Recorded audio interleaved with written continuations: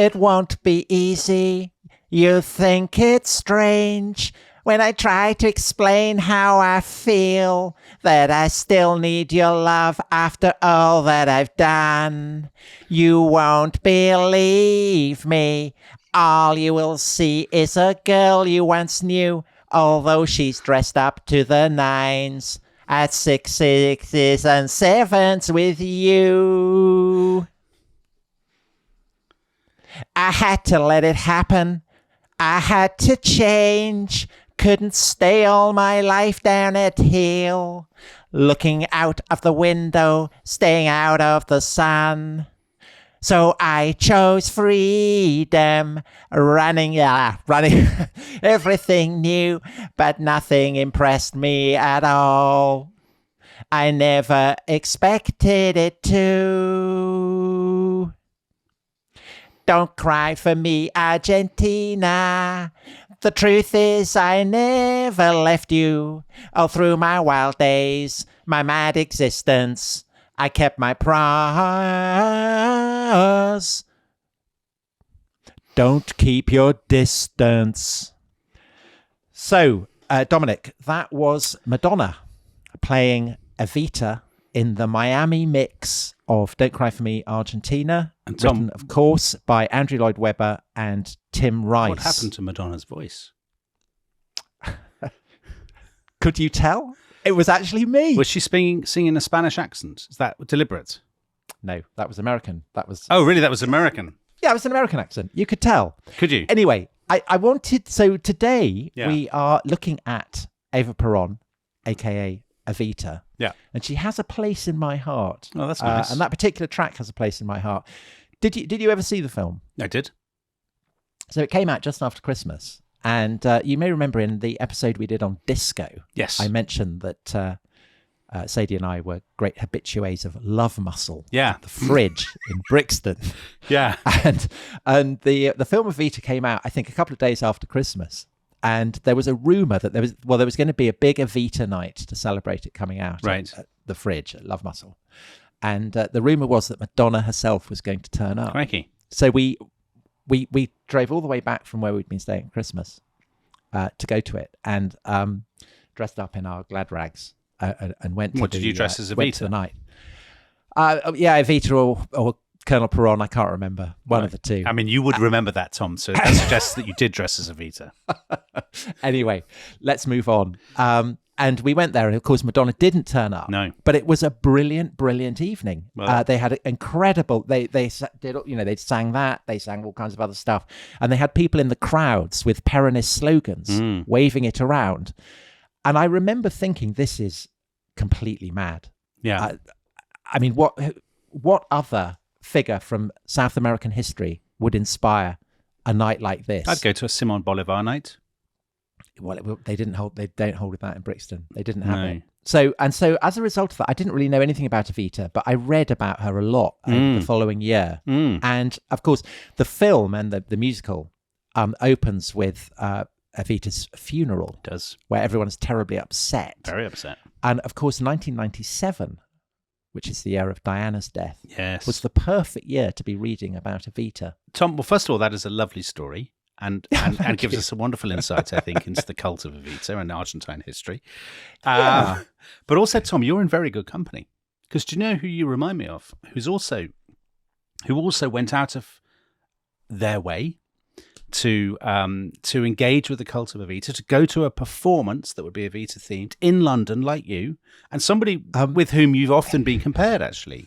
Would it be the Iron Lady? It would be the Iron Lady. So in August 1978, Margaret Thatcher went to see Evita with her speechwriter, Ronnie Miller. And so the Andrew Lloyd Webber musical. And after she'd got back, she wrote Ronnie Miller a letter, which is in her archive. And it says, "Dear Ronnie, it was a strangely wondrous evening yesterday, leaving so much to think about.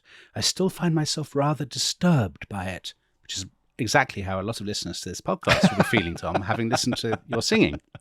And she says, "Now, if they can do that without any ideals, then if we apply the same perfection and creativeness to our message, we should provide good historic material for an opera called Margaret in 30 years' time." So you are you are the Iron Lady of this podcast, aren't you? Not? She's being harsh there, I think, Mrs. Thatcher. Yeah. On Evita, because I think Evita did have ideals. She did indeed. But I mean, I think the parallels between Evita and Mrs. Thatcher are, on one level, absolutely mad. They're opposite ends of the political spectrum. Yeah. But on the other, one of the things, I mean, the kind of the devotion to, I suppose, to kind of taking center stage and playing the diva, which is, of course, what the Andrew Lloyd Webber musical is all about. It's kind of playing with riffs of opera, the tragic heroine and all that kind of thing. And both Evita and Mrs. Thatcher were very good at playing the diva. They were. And also, both of them were simultaneously loved and hated. Tom, they were, and it's a perfect example of how a female politician or political figure generally, I would say, elicits stronger reactions than a man does. Yes, extreme of course. Reactions. But, I mean, there have been lots of female leaders. Indeed, in Argentina, there have been... Cristina Kirchner. But I think that Evita and Mrs. Thatcher are probably the most diva-esque female political leaders since the war, wouldn't you say? Since the war of the 20th century, I would say, Tom. Yeah. That, with no question. Evita is easily one of the most famous female public figures of the 20th century, probably Mrs. Thatcher and Indira Gandhi, I guess, or Golda Meir in But Israel. they haven't had a smash hit musical written about them. No, and the fact that she had a musical written about her is very revealing.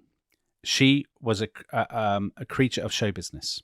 Because she was an actress. As we will discuss, it's not just her performance, but her politics is enormously informed by the soap opera melodramas that she embodied on the radio. And in that sense, I think that there's actually a comparison with Ronald Reagan in America.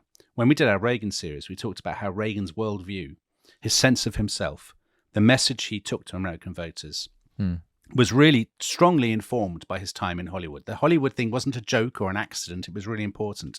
And I think it's exactly the same thing with Eva Peron, that her show business background in the 1930s and 1940s actually is her politics in a weird way. And that sort of cult of the spectacle and of performance and of sentimentality has been at the heart of Argentine politics ever since.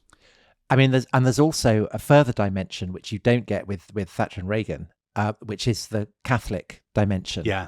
Because Santa Evita, as she's hailed both in the musical and on the streets of Buenos Aires when she was the star of the show, that is a genuine expression.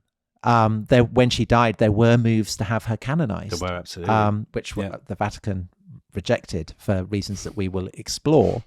But obviously, the sense of drama that public displays of Catholic ritual have is something else that is a part of the Evita mythos and just makes her an amazing, amazing subject. So that's what we're going to do today. It reminds me a little bit, we did an episode about the Saint Catherine of Siena, whose suffering and whose sort of self-mortification, whose visible suffering, the fact that she, she embraces people who are deeply, deeply ill and all of that kind of thing. So there's a thing, isn't there? She kisses a leper. Evita kisses a leper. Yes. And someone rushes forward and tries to swab her lips with alcohol. She smashes the bottle. Yes. Says, no, these are my people. So very, I mean, she's the link between, I think she's the link, you could say she's the link between Catherine of Siena and Diana, who you mentioned. She's also, as I hope we will show, she's the link between Catherine of Siena and Donald Trump. Her politics are not the same as Donald Trump's, but we will see how... She's all about the vibe, isn't she? The vibe, the style. Politics rather than as policy. Style. So, it's an amazing story, and we'll be doing it in the course of this week.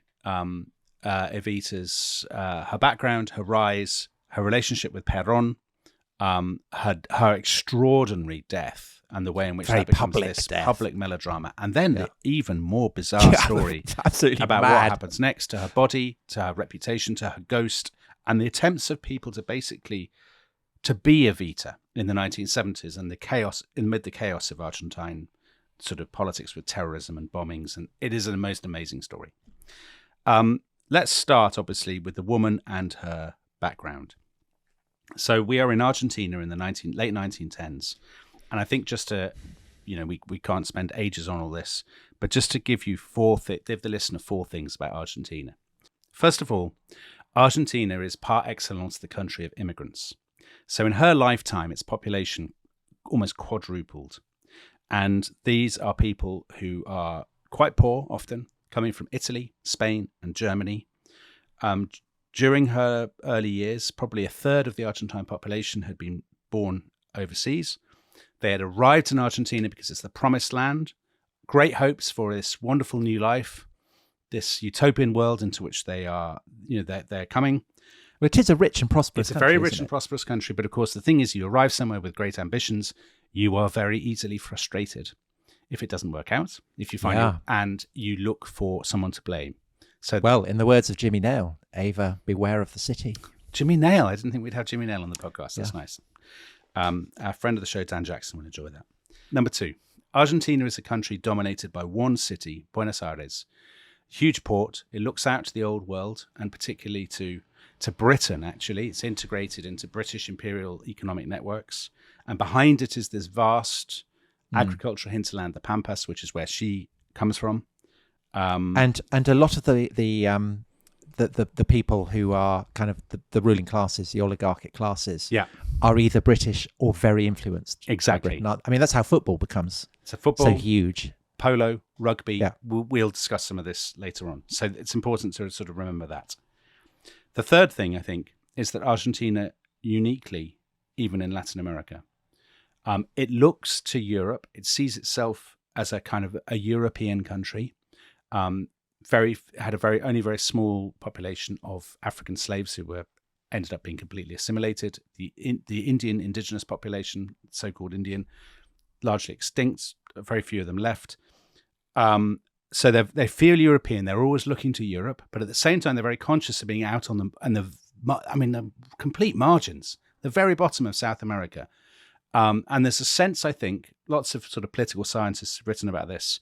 There's a sense of a desire to emulate Europe, and particularly Britain, but also a sense of being snubbed and being forgotten and put down. And I think that's really important. The fourth thing is that Argentina has always had a history of very deep division and inequality. So throughout the 19th century, during its first century of independence, it was torn apart by endless civil wars between Unitarians who were centralists in Buenos Aires and federalists who wanted to basically, the landowners who wanted to keep their power out in the provinces. And then later on, you have a great deal of tension between the old landed elites, basically the polo set, and this swelling mass of urban workers. So that's all you need to know, really, about the background to Argentine politics. Well, it's not all you need to know, but it's all you need to know for the purposes of the podcast. There is more to say, isn't there? But for now. So Eva Peron, as she becomes, is born in this nothing place called Los Toldos in the sort of middle of Argentina, 150 miles from Buenos Aires in May 1919. It really and that means the tents, doesn't it? It means the tents. So it's a kind of it's an allusion to the kind of the native encampment. It is, that exactly. had once been there. And when she was growing up, there would have been a handful of native people living in hovels, sort of shacks outside the village. And you would see them at feast days kind of riding around in their ponchos and stuff. But by and large, it's a village of farm workers, farm labourers. Now, go on, Tom, you're going to say something. Well, I was going to say there's not a lot to do there, is there? There's nothing to do. So the big sport is cockfighting. So if you like cockfighting, I mean, maybe that's good. But otherwise, if you don't like cockfighting, there's literally I think even if you like cockfighting, there are better places. Yeah, it gets a bit boring after a while. So her father is a man called Juan Duarte, who's 43, and he comes from a town 20 miles away. And he works as an estate manager on a big ranch. He's not married to her mother. So he's in his 40s. Her mother is a woman called Juana Ibarguren, who's a Basque. And like Unai Emery, the manager of Aston Villa. Oh, thanks. That's nice. Like Unai Emery. Yeah. Or the former Wolves manager, Julen Lopetegui. Yeah. I mean, there's loads of Basques everywhere, in the world. Basques. Yeah. Wonderful. Her mother had met Duarte when she was probably about 15 and bore him 4 children. This is not, unfortunately, the last time in this series that there will be relationships with an alarmingly large age gap, I think it's fair to say. Now, Duarte is actually married and has a family elsewhere. He comes to this town, Los Toldos, to work as a sort of farm manager. And as is very common in Argentina in those days, he basically has a second marriage. Because he's a long way from his first. He's a long way from his first. And at first, the norm was this would be with an indigenous woman, a native woman. But over time, it kind of evolves. So he has Juana. Interestingly, she's clearly a very proud, ambitious and stubborn woman. Because that will be her Basque heritage, Dominic. It would, of course. They're very proud people, the Basques. They are a proud people. Proud and independent. She takes his name, which is unusual. She calls herself Duarte. People in the village don't like her. It's not clear whether they think she's sleeping with a big man, or whether they they envy her, or they despise her for doing this. Maybe a bit of both. Well, she's kind of upwardly mobile, isn't she? She is. She wants, and with more than a hint of snobbery. Yeah. And so the fact that she's simultaneously looking down on people who have reason to look down on her, and there's nothing to do except cockfighting. I mean, it's an absolute nightmare, isn't it? It is. There's nothing. I mean, essentially, people are going to bitch about her. They are indeed. And they do. Now, Eva's birth certificate will come a little bit later in a subsequent episode. So the very complicated issue of the birth certificate. What it seems pretty clear is that her birth certificate was later destroyed for reasons that we will explain. But at the time, people who saw it said that her surname was not given as Duarte, her father's surname, but as her mother's surname, Eva Peron. And there was a lot of gossip in the village that there had been a massive row about this between the two of them, which is why there'd been a big delay in registering Eva's birth. She's the fourth child. But she's got two elder sisters and one elder brother, Juan. And what is clear is that the children and the mother insisted that they would continue using Juan Duarte's name, even though he didn't want them to, and they weren't kind of legally entitled to. So there's that sort of, right from the start, there's a sort of a taint, I suppose. Her parents are unmarried, but also, she's using a name that is not her own. Go on, Tom. But also a sense of moving up, of aspiring, of wanting something better than what you were born into. Exactly, yeah. There's also, I think, a deep sense of resentment and humiliation, because when Eva is not even one, Duarte says, I've had enough of my time working in this pathetic little town. I'm actually going back to my real family. And back he goes to his real family, which is in a place called Chivilcoy. And we don't know why. And is that family middle class, Dominic? Well, if he's a farm manager, it's certainly not the bottom of the...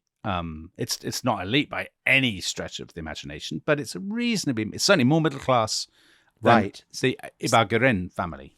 And so it would inspire Evita to cry, screw the middle classes, I will never accept them. My father's other family were middle class, and we were kept out of sight, hidden from view at his funeral. Well, Tom, what I will say is that's a moving rendition. If you're going to consistently from the musical, recite things in the musical, it will become tiresome. I warn you that now. No, but I think that is an important aspect, isn't it? The fact that he dies. Yeah. And by custom, they should not be allowed to. Exactly. This is probably the single most. Although I do think it would be an editorial error to sing too much. I think you are right to mention it. You are absolutely right to mention it. Thank you very much. Because I think... And kudos to Tim Rice for well done, summing Tim it Rice. up so well. So, because I think this is probably the single most influential thing that ever happened to her in the first 10, 15 years of her life. When she's about 6, her father is killed in a car crash. And Juana, her mother, says, I will go to the funeral. We will all go. Now... She dresses the children in mourning. They all go to Chivilcoy. The wake is in progress, and everybody is absolutely horrified to see them. Of course, it's not that they don't know they exist. I think they know they exist, but they do not want this basically spectres at the feast. Yeah, second family turning up, and there's a lot of arguing, and eventually the compromise is made that they will basically be allowed to, and the hearse will proceed to the graveyard, and they can walk, but right at the back. behind, not with the real family in inverted commas, and there'll be a spectacle. They will be publicly humiliated. They are there. I mean, everybody's humiliated by this. So scene. giving a preview of the series we'll be releasing on the assassination of Archduke Franz Ferdinand, like his poor wife, Sophie who Chotek, similarly has to walk at the back of processions. That's not a comparison that had ever struck me before. But I mean, it's roughly the same period. I'm going to and it's a reminder. But it's a reminder of the kind of the hierarchical character of the European civilization that, of Argentine rural society. Of Argentine rural society. One of those women, Tom, I hold in much higher regard than the other, and I will leave the listeners to work out which one that is. So Eva must know at that point, 6, you're old enough to remember this, and for this to have an impact on you, to be aware, at the very least, that there are people who despise you and who despise your mother. And it is clear that for the rest of her life, Eva, like her sisters, had a tremendous sense of hurt because of her parentage and because of her background. So she never, ever admitted it or talked about it. She would just make these sort of coded references to her outrage against injustice. From as far as I can remember, the existence of injustice has hurt my soul as if a nail was being driven into it. From every period of my life, I retain the memory of some injustice tormenting me and tearing me apart. And I think this undoubtedly lies at the heart of it all. So they go back to Los Toldos anyway. She is a very skinny, small little girl. They call her skinny, La Flaca, the thin one, kind of. They end up moving eventually when she's about 10, 11 to a slightly bigger place called Junín, which is a kind of railway junction. It apparently, Dominic, derives from the Quechua word for plains. Oh, that's nice. So it's kind of flat, isn't it? Right, it is. I mean, it's not, again, it's dusty. Not a lot to do. Dusty, sort of scruffy street, unpaved roads. It's Wild West. Yeah, a little bit Wild West. She goes to school in Junín. One of the teachers remembers her later and says, a very beautiful little girl with dark hair, skin like porcelain, a very self-absorbed child with an intense inner life, great sensitivity and great vulnerability. Of course, you never know with this how much this is back projection to you. I mean, maybe that teacher doesn't even remember her at all. It seems that they again were, there's no husband, no father. There's a slight sort of cloud hanging over them. Some girls are told you don't talk to their Duartes, as they're calling themselves.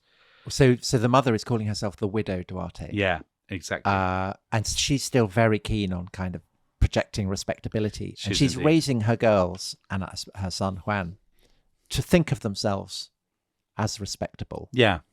But there's the challenge, obviously, of how do you maintain that facade if you don't actually have any money? So the mother is very, I mean, she sews a lot, doesn't she? She does. And sewing machines will become a kind of important icon for Evita later on. Yeah. And she takes in lodgers. She takes in lodgers and she cooks for them. Mm. And this will provide a lot of scope for anti-Evita propagandists later on. Yeah. Because the story, and it's one that Jorge Luis Borges, the great writer who we've already mentioned, he majors on this. He says that she was running a brothel and that she was pimping out the girls. I mean, this is simply not true at all. No, it's not true. There is no foundation for that. I mean, big whatsoever. Spoiler. It's the opposite. Eva Peron, I think, was never a prostitute. I think it's often claimed that she was, but I don't think she was. I think they are actually quite the opposite, as you say. I think they are obsessed with respectability. It is something that is always out of reach, and they're desperate to reach it. The thing that I think Eva thinks about more than anything when she's growing up, like a lot of people, is, where are we? We are in the 1930s. This is the age of the cinema. So she goes to, there's a cinema. There are multiple cinemas actually in Junín. The great biography of Eva Peron by Nicholas Fraser and Marisa Navarro. She says, every week they go and see these films, and on the films are images of a European or North American life, depictions of wealth and power, visions of great and glittering cities, and most of all of love across class barriers, love and money, love and furs, love and destiny. Yeah, and it is by this point chiefly American films. Yeah. Because the Argentine film industry has basically been decimated by the rise of speakeasies. And the Americans have kind of imposed a ban on the sale of cine film. Well, also, I think the Argentine film industry, for those people who are sort of historians of Argentine cinema may object to this, but I think there's a sense that in the 1930s, actually, it's not very good. Yeah. Anyway. I mean, it's in decline at this point. Eva she loved, like a lot of girls, you know, she loves the cinema. She loves music and dancing. She dreams of a life in show business. And ultimately, when she's 15 years old, she persuades her mother to let her move to Buenos Aires to seek her fortune in this world. Now. Yeah, go on. You mentioned her love of dancing. Yeah. And of course, the famous Argentine dance is the tango. Yeah. And the story is that it's not her mother who takes her to Buenos Aires, but a tango singer. Yes. Isn't that right? Agustin Magaldi, who was actually one of the biggest tango singers in Argentina. AKA Jimmy Nail. Of course, it's Jimmy Nail in the film. It's Jimmy Nail in the film, yeah. Well, so Magaldi looked nothing like Jimmy Nail in reality. No, he didn't. But also, he's not. He's not a kind of classic tango singer, is he? Because he's much more concerned with social issues. He's basically. He's very passionate about social justice. Yeah.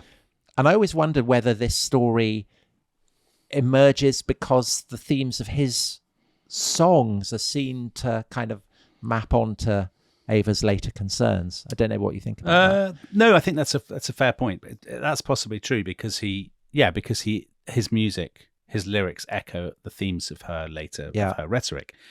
So you'll see this a lot. It's definitely a thing in the musical, the Andrew Lloyd Webber Tim Rice musical.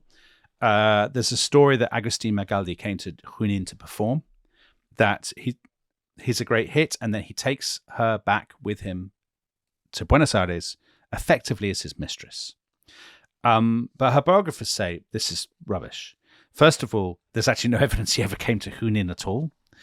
But also, he was he travels with his wife. His wife comes on tour. It is highly implausible that his wife would approve of him with this very skinny, and she's not exactly a bombshell, young Eva, that his wife would smile meekly while he brings her back with them to the capital. I think that's very unlikely. What it actually obviously expresses is, one, that suspicion that you've already said, that basically that the family are all prostitutes, and that she only advances because of her sexuality, which I don't think is right at all. And secondly, I think I totally agree with you. The sense that in some mysterious way, her life and career must be bound up with the tango, which is the one thing that people know about Argentine culture in the early 20th century. The tango, of course, is born in brothels in the port of Buenos Aires. Then it becomes a bit more respectable, goes to Paris and so on. The tango is melancholy. Its themes are kind of generally love and suffering and sacrifice. And actually, as we will see, those are the themes of Eva Peron's politics. They are rhetorical themes that she goes on about. So she's undoubtedly steeped in the world of the tango. I mean, that music is playing all the time.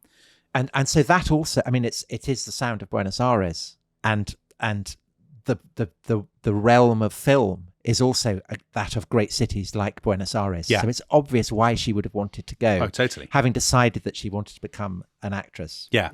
I mean... Absolutely it is. I mean, that's the only place, beyond. It's the only place you could go, actually. Yeah. So Buenos Aires dominates Argentina in a way that maybe, people say at the time, the only comparison is the way in which Paris dominates France. And the way to think of Buenos Aires is it's a kind of mixture. This will appeal especially to our American listeners. It's basically New York and Chicago combined.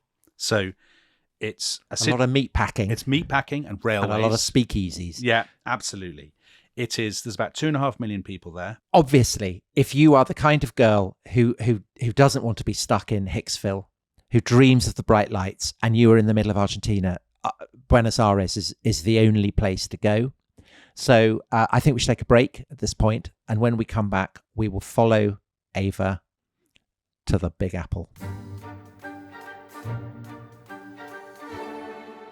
What's new at Buenos Aires, as Evita famously sang when arriving on the streets of the great Argentine capital city. And Dominic, she's 15. Yeah. She has no money. She's not she has no particular education or aptitudes. What is life like for someone with no particular skills turning up in this massive city? It must be overwhelming, Tom. Terrifying, actually. So Eva is one of many people who are at this point arriving in Buenos Aires from the interior of Argentina, who are moving off the land and into the city. So Buenos Aires in the 19th century being quite a small place, it has expanded massively.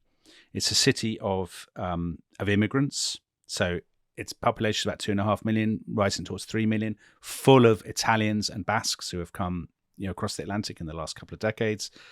I guess a way to think about it, especially for American and Canadian listeners, it's basically a combination of New York and Chicago. So it's meatpacking. I know you love meatpacking, Tom, and speakeasies. Yeah, two things very close to your heart. It's the center of the railway network, so it's full of trains and stations. It's full of, as you said, meatpacking, of kind of abattoirs, and this is where they freeze the meat and they send it. This is the meat on which Argentina has got rich, and they send it across the Atlantic.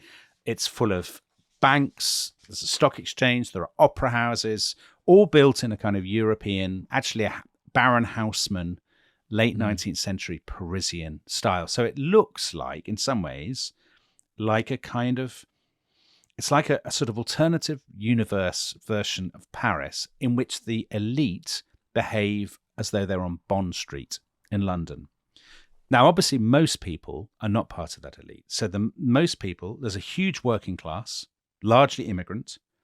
The Italians and the Basques came at the turn of the century. Now there are lots of people like Evita coming from the interior, and they are working in factories and shops on the kind of outskirts of Buenos Aires, and they're often living in very, very poor, cramped, insalubrious conditions. So that is her milieu.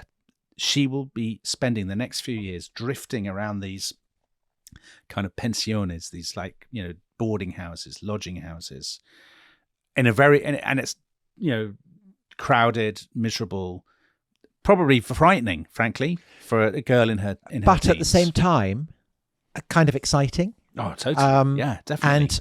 And she, she has got away from the controlling presence of her mother as well. Yeah. Which must also, if you're independently minded, which Eva clearly is, that must also be a factor, don't you think? And must have steeled her to continue to remain in the city, to not kind of give up, to not go back. Yeah, most people would go back though. So as our biographers say, everybody dreams of the life in the big city and the life in showbiz and being on the stage and being in front of a camera. Except for you, Dominic, to be fair.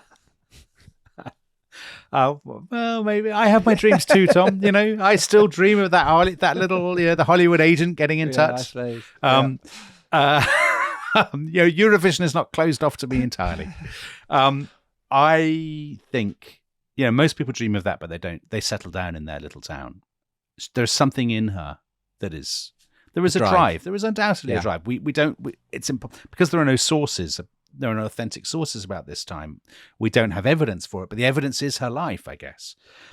I think what she sees in Buenos Aires is the possibility of another life. So I mentioned the elite.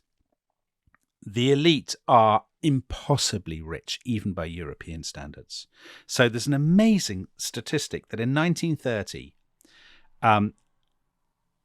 the top 2,000 people in Argentina owned land that was the equivalent to the Holland, Belgium, and Switzerland put together.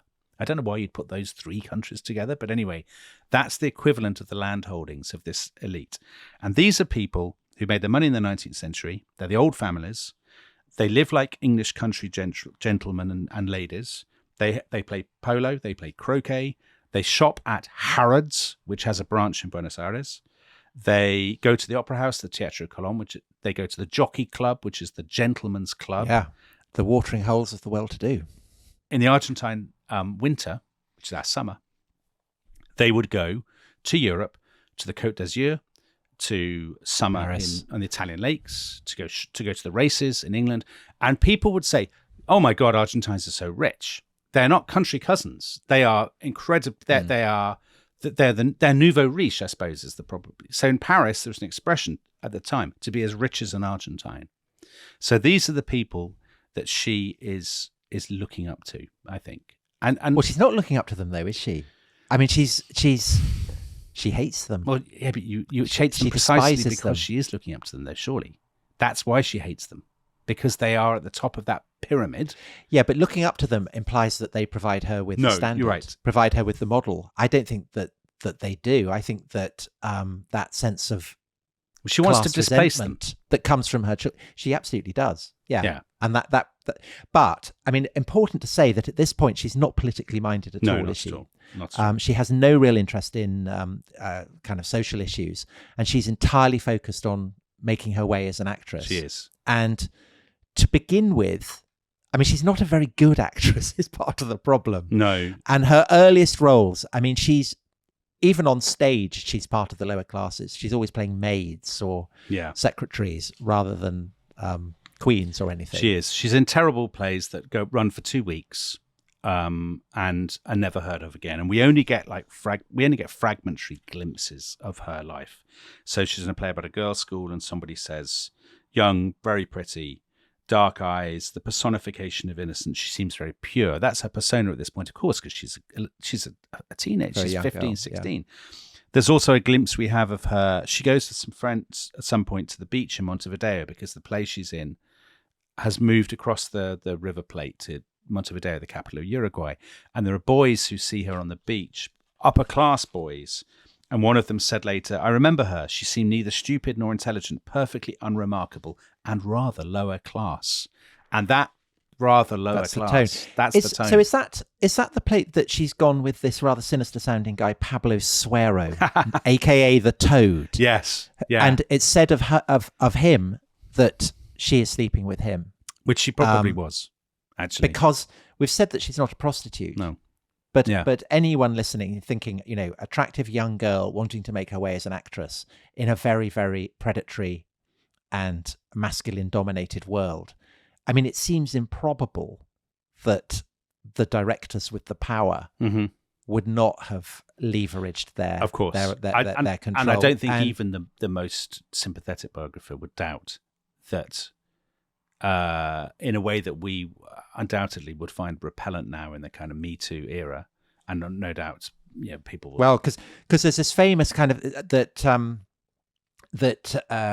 after Suero and Evita split up, she goes to ask him for another part. That's right. And he keeps her sitting outside the office for hours and hours, and then he bounds out of the office and yells at her, "Do you think that because I slept with you, I'm always obliged to give you work?" Very publicly in front of all the other. There are loads of other actresses. The other actresses, yes, yeah. And the person who sees it says her voice became softer and softer. She became whiter and whiter with humiliation again. A terrible scene. Undoubtedly, that would have. And even if that one incident didn't happen, there must have been many such incidents, Tom, because that was and you can see why in due course she will want to erase the record of her career as an actress as well as her career, her origins. Yes, absolutely. Completely from the record. Absolutely. Which obviously then makes it difficult to know what was going on. Exactly. We do have a sense, I think, of what was going on because people have dug into the listings and things. We know that she was in a terrible radio science fiction program in a tiny part. We know that she entered a beauty contest and lost it, that she was the MC of a kind of tango competition, that she was an extra in a film about boxing. We know that she's listed in stage programs, but she's in the chorus, or she has no lines, or she has one line. She must have been very, very poor. I mean, I don't mean a poor actress. I mean, no money. One thing. I mean, one point of contact that she does have is her brother Juan, who is in Buenos Aires as well. Yeah. And he's a slightly shady character, isn't he? He is. And later on, he will be accused of gross corruption. I think not entirely unfairly. So she does have her brother. But so she does have him. But that avails her very little. One of the actresses who she worked with, the lead actress in a play, a woman called Pierina de Alessi, she took her under her wing a bit, and she later said, I remember her. She was hungry, unhappy, careless about herself. Her hands were cold and sweaty. She would come to the theatre early because it was warmer than her room and she had nowhere else to go. A very, a sad scene, but one that you can completely imagine. Somebody, such a common story.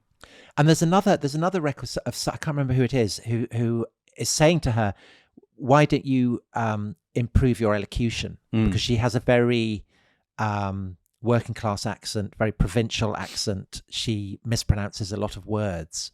And the friend is saying, why don't you, try and improve your ability to speak so that you will get better parts? And she kind of says, I just haven't got, I can't. Yeah. I haven't got the energy for it. She's always hungry, always tired. Yeah, she's too tired, too hungry, even to do that. And actually, also, Tom, let us be honest, she's not actually very good. She's not a great actress. I mean, she's not stunningly beautiful. She does. Although her style of acting actually turns out to be quite effective on the radio. On the radio. Yes. And this is really the making of her, isn't it? It is completely. You're absolutely right. So in 1939, she would be hanging around all the time outside the offices of agents and producers and things. And she seems to have got in with a group who were going to produce a whole series of plays by this playwright called Hector Blomberg.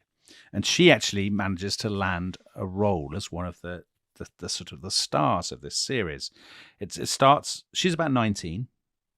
And the first thing they're going to do is this love story in late 19th century Belle Epoque kind of Paris. And it's the first time that she really gets any publicity. And she is going to become a bit of a radio star. Now, I think that this is absolutely central in the making of her, not just as a show business personality, but as a political personality. Argentine radio is not nothing. It's the second biggest commercial network in the world, so the biggest is the US. And it is unbelievable. In this vast country, far bigger than any European country, vast and incredibly underpopulated. So people are living gigantic distances from each other. The radio has this almost supernatural power over people. And particularly soap operas, which are broadcast every evening at 5:30 to women preparing the dinner for their husbands to come home. And they're called soap operas because basically they're sponsored by soap manufacturers. Yeah. And there is, you mentioned Reagan earlier. I mean, there's an echo there. Reagan kind of cuts his political teeth, doesn't he, by selling fridges, essentially. Yeah, General Electric. I mean, he's working for General Electric. And there's a sense in which Ava's ability to act effectively as a radio star is also about selling stuff. I mean, she's selling soap. She's as well. Yeah, she is. And so that idea of broadcasting messages is something just like Reagan that she is learning by doing this. Absolutely. You remember when it's the intersection of capitalism and acting, it is. I guess. When we did the Reagan series, I remember we were talking a lot about Reagan and Hollywood. And I said, I always thought, like Lou Cannon, Reagan's great biographer, that it's bonkers that people would say of Reagan, he's just an actor. Because being an actor is brilliant preparation for politics. Saying the lines, wearing the makeup, standing in the right place, meeting the fans, all of that. And I think radio, ditto with politics in Argentina. So the way it would work in Argentina is because there are a lot of people who are very poor in these far-flung villages, the radio manufacturers would get trucks and they would send them to these villages and they would have loudspeakers and they would play the soap operas to the people in the village.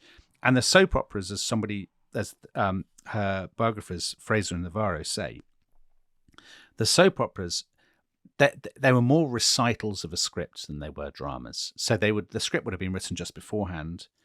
The entire thing is at an absolute kind of pitch of emotion.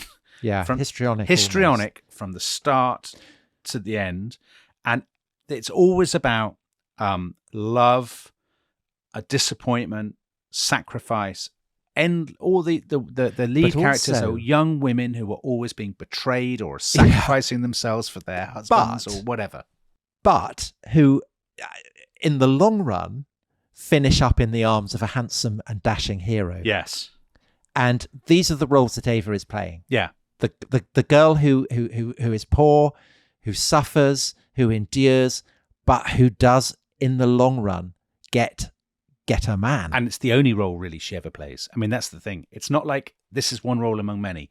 This is all she can do. This is what people said of her voice. It has no, I mean, we were talking, weren't we, about her voice? It's kind of monotone before we started recording. Her voice is unbelievably monotonous. And all she can do is to sort of emote plaintively about duty, love, sacrifice, blah, blah, blah, martyrdom. But she does it incredibly well. Yeah. So that, by 1943, she's earning a fair amount of money. Yeah. And she's able to buy a place. I think she also helps out Juan, who's got gambling debts. Yes. So she's starting to get a degree of security in a way that she had never before in her life had. And she's doing it by playing this role of the girl who suffers, who then gets her man. Yes. And Dominic, would it be fair to say that reality maps onto art? It does indeed. It's extraordinary how in this story again and again, the soap operas anticipate what is to follow. Because in January 1944, she goes to a gala event where she meets the man with whom her life will be forever entwined. And this is the rising star of Argentine politics, matinee idol, Colonel Juan Domingo Peron. So I think on that thrilling soap opera-esque moment, we should stop this episode and we will come back next time with the seismic meeting of Eva and Peron. You can either wait for it if you are a de camisado, if you are one of the suffering poor of Argentina. But if you want to be a member of the Buenos Aires elite, part of the snooty country clubs, you can, of course, hear it on therestishistory.com by going there and signing up. Or if you're already a member, brilliant. So we will see you whenever. Hope you've enjoyed it. And hasta luego. Bye-bye.